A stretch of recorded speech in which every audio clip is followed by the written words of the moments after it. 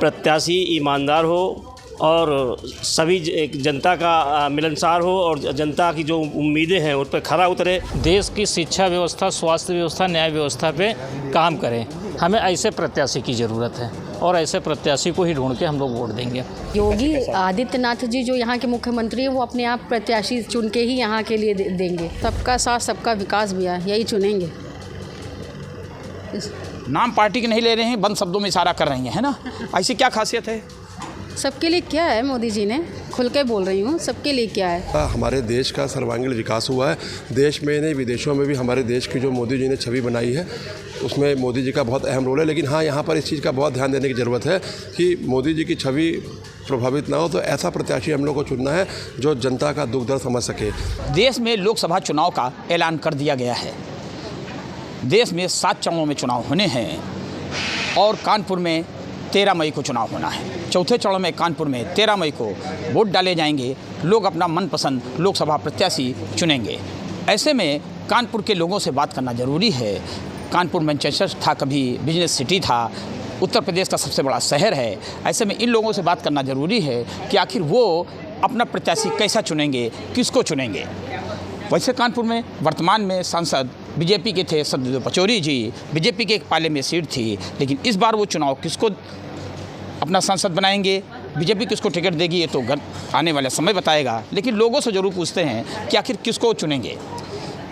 हम रैंडम एक हॉस्पिटल के पास आए हैं और कहा जाता है कि हॉस्पिटल में सुखी और दुखी दोनों आते हैं। जिनके मरीज़ ठीक हो जाते हैं वो खुश होकर जाते हैं, जो इलाज कराने से परेशान होते हैं। तो ऐसे में सबके विचार मिल लेंगे ज़रूर।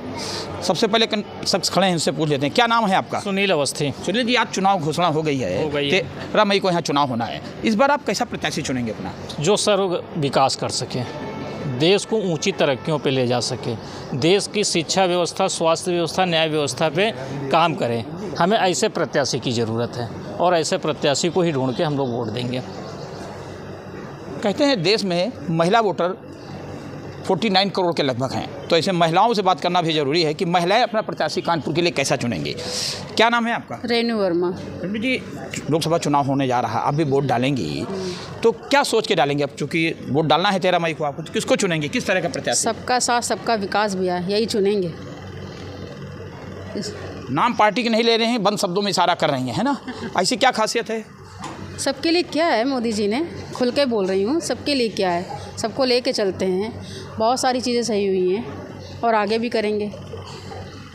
एक यहाँ डॉक्टर भी खड़े हैं, डॉक्टर अहमद मोहन जी, इनसे पूछ लेते हैं, आखिर सर चुनाव हो रहा है, वोट डालेंगे, जो वर्तमान प्रत्याशी थे उनका कैसा था, इस बार कैसा चुनेंगे? देखिए, कुल मिलाकर देखा जाए तो मैं doctor Hemant Mohan homeopathic physician हूँ। देखिए, मोदी जी की आंधी है। मोदी जी के द्वारा हमारे देश का सर्वांगीण विकास हुआ है। देश में नहीं विदेशों में भी हमारे देश की जो मोदी जी ने छवि बनाई है उसमें मोदी जी का बहुत अहम रोल है। लेकिन हाँ, यहाँ पर इस चीज़ का बहुत ध्यान देने की ज़रूरत है कि मोदी जी की छवि प्रभावित ना हो, तो ऐसा प्रत्याशी हम लोग को चुनना है जो जनता का दुख दर्द समझ सके। जनता को, जैसे हम लोग हॉस्पिटल के बाहर खड़े हैं, तो अच्छी स्वास्थ्य सेवाएं दे सके, अच्छी शिक्षा दे सके, अच्छे से विकास हो सके, साथ साथ हमारे शहर का भी सर्वांगीण विकास हो सके, गरीबों को, जनता को। आप मोदी जी की बात कर रहे हैं तो क्या प्रत्याशी माने नहीं लगता कि प्रत्याशी कैसा हो? देखिए, प्रत्याशी के लिए हम समझते हैं कि ट्रांसपेरेंसी होनी चाहिए, उसका इतिहास अच्छा होना चाहिए, वो हिस्ट्री शीटर नहीं होना चाहिए, उसकी आपराधिक छवि नहीं होनी चाहिए, जनता में घुल मिल कर रहे, जनता के दुख दर्द को समझे। जब ऐसा प्रत्याशी हम लोग चुनेंगे जो जनता के दुख दर्द को समझेगा, तो हम समझते हैं कि हमारे शहर का विकास होगा, हमारे प्रदेश का, तो हमारे देश का भी विकास होगा। आज चुनाव आयोग ने एक खास ऐलान किया है कि कोई भी प्रत्याशी है, अगर वो क्रिमिनल है तो उसको 3 बार न्यूज़पेपर में अपना ब्यौरा छपवाना पड़ेगा, पार्टी को बताना पड़ेगा कि उसने ऐसे प्रत्याशी को क्यों चुना। इस पर पूछ लेते हैं, सर चुनाव आयोग ये भी लाया है कि जो भी प्रत्याशी होगा वो क्रिमिनल बैकग्राउंड का होगा तो उसका रिकॉर्ड देना पड़ेगा। आप कैसा चाहते हैं कानपुर में प्रत्याशी? हम तो ऐसा प्रत्याशी चाहते हैं जो सर्वसुलभ हो। किसको देंगे वो? जो हमारे लिए या जनता के लिए जो काम कर सके, विकास कर सके, स्वास्थ्य सेवाओं को अच्छी जगह पर ले जा सके, उनके लिए। तो मन बना लिया पहले, किधर जा रहे हैं? हाँ, मन तो मोदी जी के ही साथ लगा हुआ है। क्या बात है। एक महिला और हैं, जॉब करती हैं और कहते हैं जॉब करने वाली महिलाओं की प्राथमिकताएं एक निश्चित होती हैं। क्या नाम है आपका? मिसेस पद्मा सिंह गहरवार। पद्मा जी, बताइए कि वोट डालने जा रहे हैं, लोकसभा चुनाव हो गया, पिछली बार भी डाला होगा, क्या सोच के डाला था, इस बार क्या सोच के डालेंगे? सबका साथ सबका विकास, मोदी सरकार, योगी सरकार। तय है? जी बिल्कुल तय है। प्रत्याशी से मतलब नहीं रहता कानपुर का? योगी आदित्यनाथ जी जो यहाँ के मुख्यमंत्री हैं वो अपने आप प्रत्याशी चुन के ही यहाँ के लिए देंगे। एक कर्मचारी भी बैठे हैं यहाँ पे, ये हैं हॉस्पिटल का रजिस्टर मेंटेन कर रहे हैं, सबकी हाजिरी लगा रहे हैं।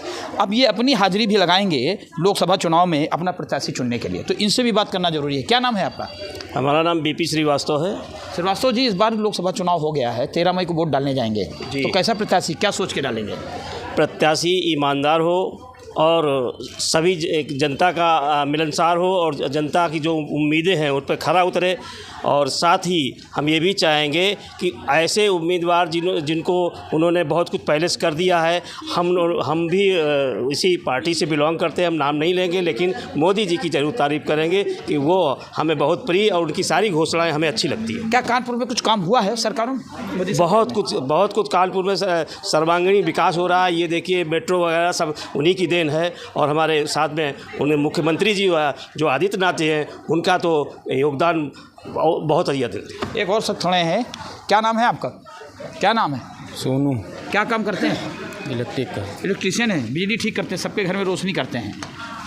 ये सबके घर में रोशनी करते हैं, इलेक्ट्रीशियन है। ऐसे में इनसे पूछना ज़रूरी है कि अपने शहर की रोशनी को चकाचौंध करने के लिए ये कैसा प्रत्याशी चुनेंगे? 13 मई को वोट है लोकसभा का, किसको चुनेंगे? कैसा प्रत्याशी होना चाहिए? मोदी जी हैं? मोदी। क्यों, क्या खास किया उन्होंने? अरे काम उन्होंने बहुत काम करा है, देश में कितना सुधार करा है। क्या नाम है पूरा नाम आपका? मेरा नाम मोहम्मद इरशाद खान।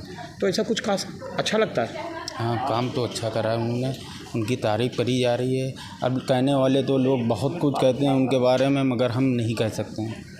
उन्होंने काम तो बहुत अच्छा करा है साहब। समझिए, ये रैंडम चौपाल है, अभी अभी चुनाव की घोषणा हुई है और हमने आकर के एक ऐसा स्थान चुना जहां सुख और दुख दोनों तरह के साथी अपने आते थे, कुछ इलाज कराने आते थे, कुछ अपना इलाज करा के ठीक करके ले जाते थे। ऐसे में यहाँ पे सबके विचार देखे, कानपुर में अभी तक न बीजेपी ने अपना प्रत्याशी घोषित किया है, न इंडिया की तरफ से सीट कांग्रेस के गठबंधन में गई है, किसी का कोई प्रत्याशी नहीं आया है। लेकिन इतना ज़रूर है कि यहाँ लोगों से बात करने में, लोगों की धारणा समझने में, उनके विचारों को देखकर लगता है कि कानपुर की सीट किस तरफ जा रही है। प्रत्याशी किस पार्टी का कौन होगा, कौन जीतेगा, ये तो भविष्य बताएगा। लेकिन इतना तय है कि कानपुर की जनता विकास को महत्व दे रही है। अगर विकास वर्तमान पार्टी ने किया होगा तो शायद उसी तरफ जाएंगे, या वो अपना विचार बदलेंगे, ये उन पर निर्भर है।